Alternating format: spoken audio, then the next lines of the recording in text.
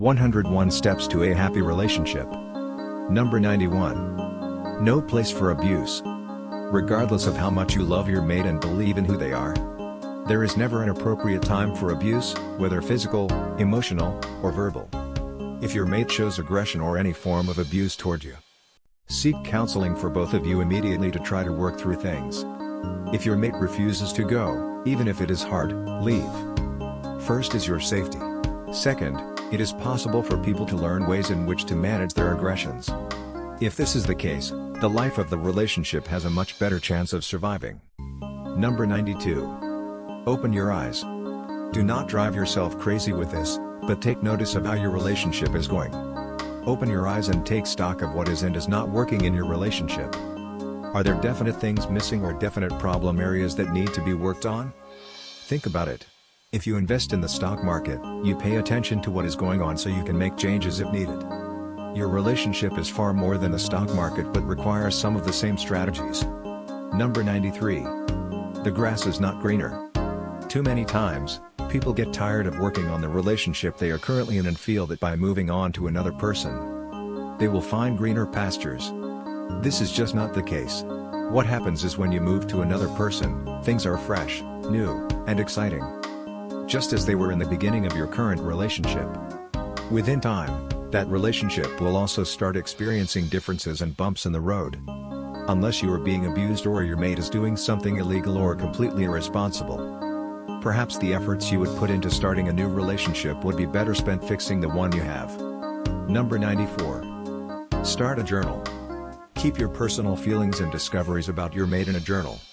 This will help to remember what special things he or she likes or dislikes, track the wonderful times spent together, and help you to feel better when you hit an obstacle in your relationship.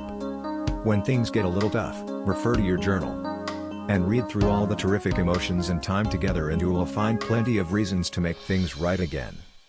Number 95. Be flexible. Remember that relationships are give and take situations, not competition between two people who love each other. There will be times when your mate is right and times when you are right.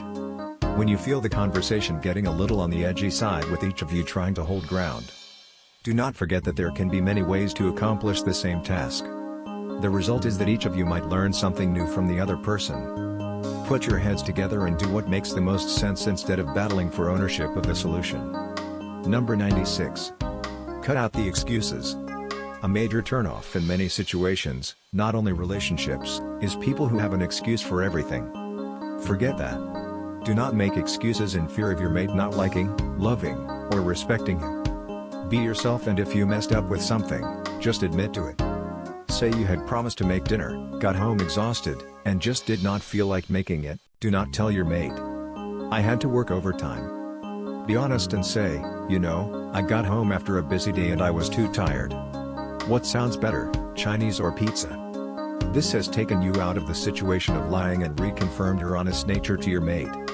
Number 97. Spirituality. Statistics show that couples that spend time in church together usually have strong relationships. Bringing spirituality into your relationship is important. Allow the love of God to be your ultimate guide and spend time having devotions together at night.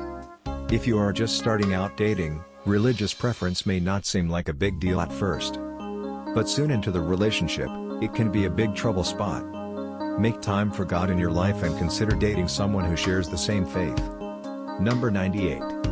Learn to be successful.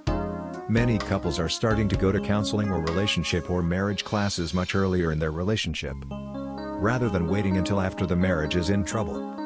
This is a great option for learning how to have a healthy, lasting relationship and develop open communication. Number 99. Work and home do not mingle. How many times have you heard this? It is true.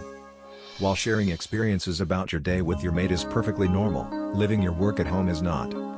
If you have to bring work home, set a specific amount of time it will take you to complete, let your mate know. And then when quitting time comes, quit. It is important to separate the two parts of your life and keep your work at the job. And when at home, pay attention to your mate and or family. Number 100. Encourage friendships. Men, unlike women, have a more difficult time in developing close friendships with other men.